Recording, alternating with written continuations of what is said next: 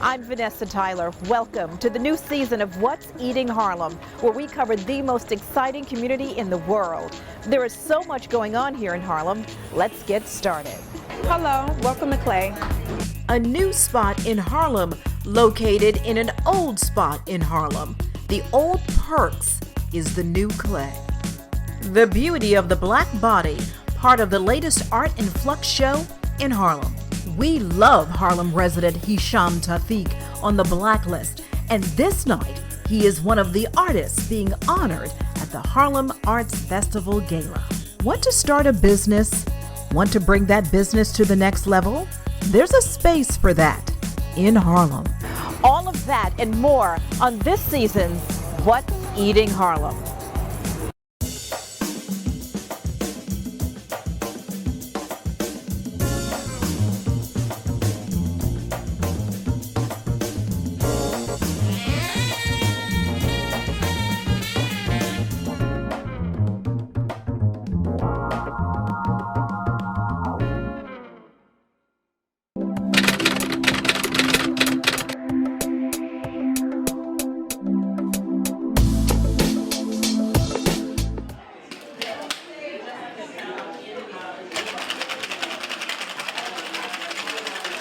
The bar at Clay has to bring it. The location has a legacy to uphold. Clay is where the old Perks used to hold court in Harlem for decades, on 123rd and Manhattan Avenue.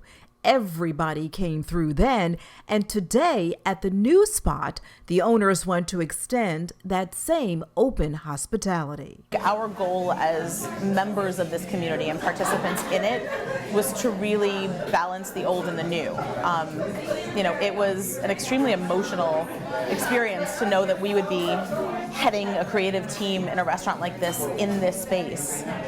And I wanted to make sure that we were still telling the stories and greeting the same people. And when people show up and say, oh, I knew this when it was Perks, the first thing we want to do is take them downstairs and show them what we've done with the space and talk about that. I mean, the opportunity to hear some of those stories is something that won't be around forever. Andrea Needell speaks with passion about Perks because she used to work at Perks. Remember her? She was the young girl behind the bar.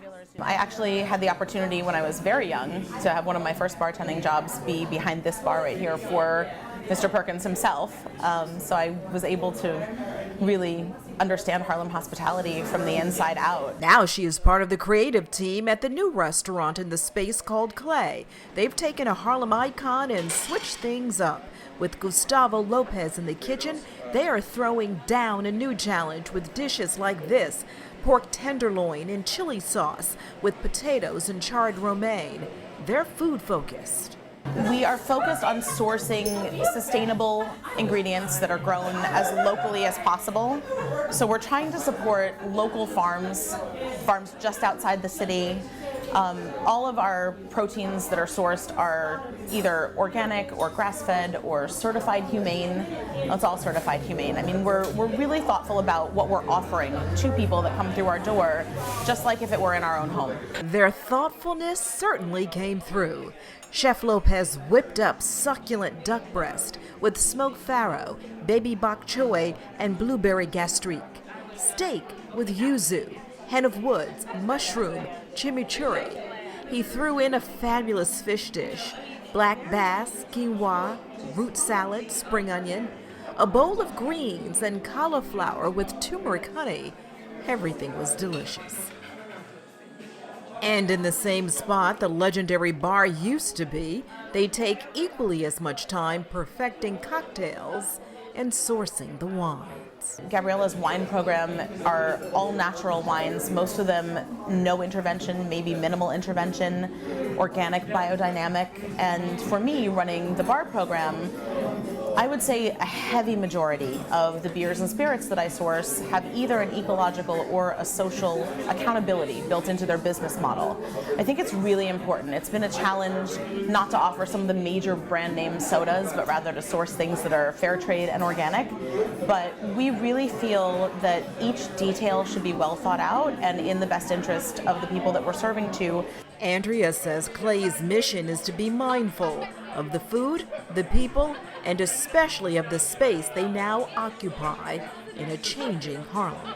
There's a lot of growth and expansion, and I worry that some of it might be opportunistic in that, what can we make off of this Harlem community? And I think we want our strict focus to really be more on what can we offer to the community as well.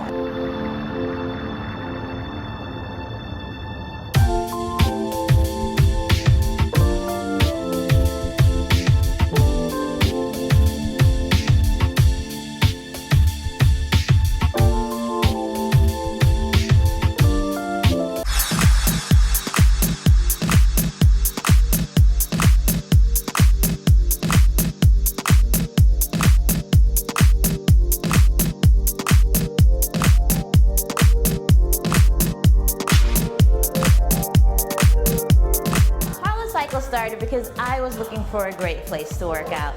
I absolutely loved indoor cycling, but I wasn't satisfied with the options that were presented. I didn't really like gyms. I didn't like the complications of having to sign up an hour or 2 hours in advance, wait for a ticket, and then just, overall the customer service just wasn't there.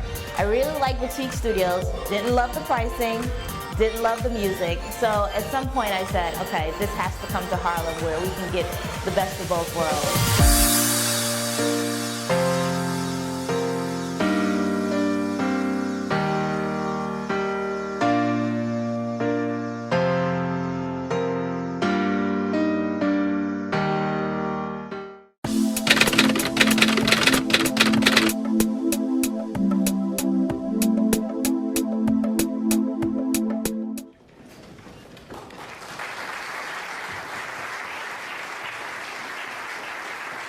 She was made a sideshow freak. History tells us about the woman from Africa with the super voluptuous bottom. She was called Venus Hottentot. It was Paris in the 1800s. Harlem 2017, and we are still talking about it. In fact, in a show earlier this year co-sponsored by Art in Flux, Venus Hottentot was the muse for artist Kimberly N.Y.C. I did a spin on it called the Urban Hottentot, where I'm exploring the usage or the way that we look at Black women and our bodies, the way we are commodified in our society and sometimes not even looked at as a whole person. So my whole exploration in the work is looking at how, specifically, unfortunately, how some Black men view Black women's bodies in pop culture. We're not necessarily looked at as a whole body. We're looked at as dismembered sections of body parts, which is why you see in a lot of the images that I do, a lot of the heads are taken off. Even deeper, because some women are called sweetie, honey, sugar, or even chocolate, Kimberly N.Y.C. created this work titled, "Let Me See Your Tootsie Roll." Her art, a commentary on the social condition, because she says now some women are over-sexualizing themselves. Accentuated breast, bottom. So you see a lot of women injecting themselves and, in the bottom. So we've become what we have mocked. The show was curated by multidisciplinary artist Stan Squirewell. Well, I wanted to bring artists together who deal with the body. I feel that now is the right time as far as in the market. I see a lot of images of the body coming back. I wanted to pull artists together that came from different backgrounds. Artists like the renowned Michael B. Platt, whose work can be seen in Washington, D.C.'s spectacular African American Museum. His piece, Jute, which is a burlap rope, conjures many layers of meaning. I see all those things, those connections after it's done. So I don't superimpose on the image, because once you superimpose on the image, it begins to feel like a project. So you let the spirit lead you as you create? As you go. And then about 3 or 4 o'clock in the morning, she'll tell you who she is. This piece is called I'm Just Getting Started. Usually my images come from the piece I did just before, so there's no real plan other than it felt good the last time, do it again. Artist Leslie Jimenez was part of the show with this piece.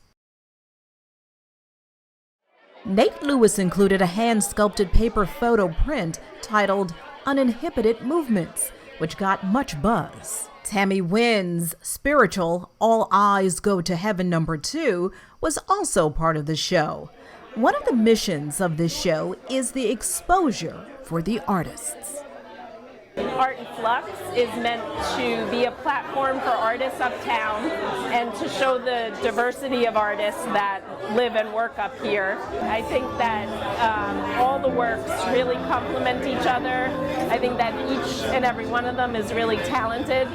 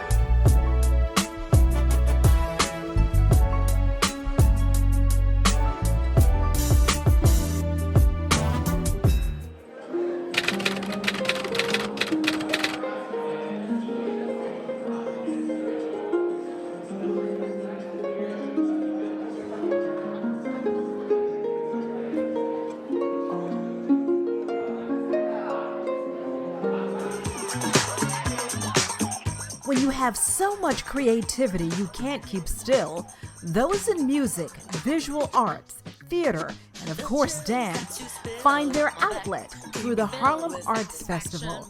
And on this night, Harlem came out to a fundraiser to support the arts by supporting the Harlem Arts Festival. I mean, some of the best artists that are out there today, and they all happen to live in this community. It feels like home before I even lived here. The artists were honored. People like the incredible Hisham Tawfiq, who America loves in Blacklist. It's an honor. I think this is my first award being recognized as a member, a family member, a native Harlem. Don't. That was then. It serves no purpose to kill him now. You see that, Jeff? That is what a good man does. That is what separates men like him from men like you. Still on the show, still doing well. It's very hard to do other projects because it's a lot of time commitment, but I did do another project out in LA that I'm extremely excited about called Jen. So everything's going well. I got no complaints, man. Besides acting, Hisham was one of New York's bravest, stationed in Harlem. I was extremely excited about being a firefighter and serving the community I grew up in, which is my beloved Harlem. And I love doing that job every single day. Also honored, the fabulous Aaliyah Baylor of the delicious Make My Cake Bakery. Her scrumptious cakes have been part of Harlem's birthdays, anniversaries, and good times for years. My mom started Make My Cake. I will not get in trouble. But it's a family business. It started in the house when I was a little girl. 5th floor walk up in the Bronx. We moved to Harlem, and my mom continued the business, and it fell in my lap on a winter break when I was coming home from college. My mom had decided to go into corporate America, and the business that had been going on for over 15 years, my family's from Mississippi, and to pay homage to our heritage, we kept with the recipes that my mom and my grandmother and my aunts and uncles all contributed on Sunday dinner. Aaliyah was an early supporter of the Harlem Arts Festival. This is such an awesome thing because there's a lot of art programs in the community, but for this one to have taken off in a short period of time, it has the momentum the way it has because of the people behind it, and it's very easy to support when the people that are behind it are passionate about it. Neil Ludwig co-founded the Harlem Arts Festival in 2010. As a result, hundreds of artists have had a chance to showcase their talents. I feel privileged. I feel lucky. The stuff that they are doing, they're already performing with the people that are making waves. You know, Kendrick Lamar, Beyonce. They're with Alvin Ailey at Lincoln Center. They're at the Kennedy Center. I mean, the places and the people that they're meeting, it's like I'm living vicariously through them. And by supporting them and giving them a platform, I'm putting great work. I'm helping put great work out there. Many in Harlem came out to applaud their effort. I support all things Harlem, and I have to say the Harlem Arts Festival is one of my personal favorites. One of the key things was really their focus on cultivating and supporting local and artists of color. Supporting creative souls like artist Amber Lodman, whose work shows a love of her history, her people, her Harlem community. But Harlem has a special place in my heart. It's really my second New York home since I've been here, and I think it's just such a colorful place, and the rich history is something that I'm really honored to be a part of.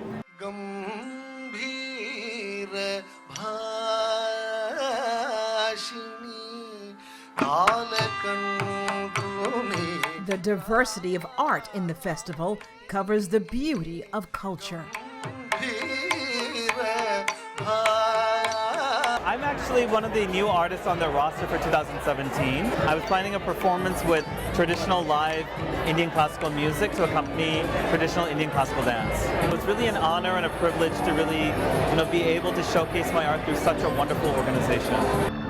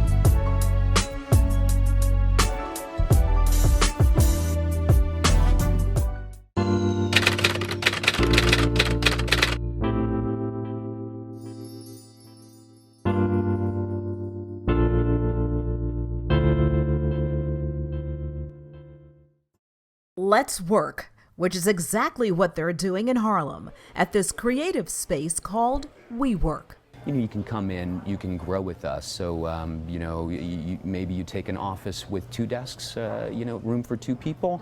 But in the next 6 months, you might double in size. And so as opposed to having to look for an alternative space, you may have it right here, and we'd be able to expand that. The sparkling facility with its high-speed internet located on West 126th Street is the place to get it done and look good doing it. You need a conference room? It's here. Office space? Got it. There is even back-end support for your business like bookkeeping, web support, printing. We actually rolled out a promotion called Mission Possible, which basically was our way of saying, listen, if you guys are doing really great things in the community, we want to give you the space to be able to do it in. So, so the program basically ran with free office space between 3 to 12 months, depending on the organization, in exchange for 5 hours of community service per month. The mission of WeWork is not new to New York. In fact, there are facilities all over the city, even all over the world. But there was none in Harlem until now. 3 years ago, we had started talking with our congressman about WeWork, literally, because we knew there were multiple WeWorks throughout New York City, but there wasn't any in Upper Manhattan. And for us to create a tech and innovation hub, one aspect of that was to create co-working spaces. Clayton Banks is the CEO of Silicon Harlem. He sees Harlem competing with Silicon Valley. And for that, you need a space where creative minds can move to the next level. People network here and find the quiet space they need to work alone. You don't have to be a technology business. A diversity of businesses work out of the space. What brought me to WeWork is I was operating the business out of my home and I was expanding, and I knew that I needed to have the disconnection between working and doing everything from my house and being in an environment that I'm surrounded by other entrepreneurs, other people who run their online businesses. And it's been really an incredible experience. I mean, I sit right next to someone who owns his own men's grooming line. And we talk about the best way to optimize our Shopify stores. I partnered with another guy who does 3D printing, and he's created the silicone molds that I'm now going to use for my wax melt. It's just it's a place for creatives to come, to collaborate, to share different business best practices. And I'm like, I don't regret it. This has been like one of the best experiences that I could have ever done, and as far as expanding my business. Our mission really is to provide people the opportunity to create a life, not just a living, and that's real for us. Like, that's super real for us.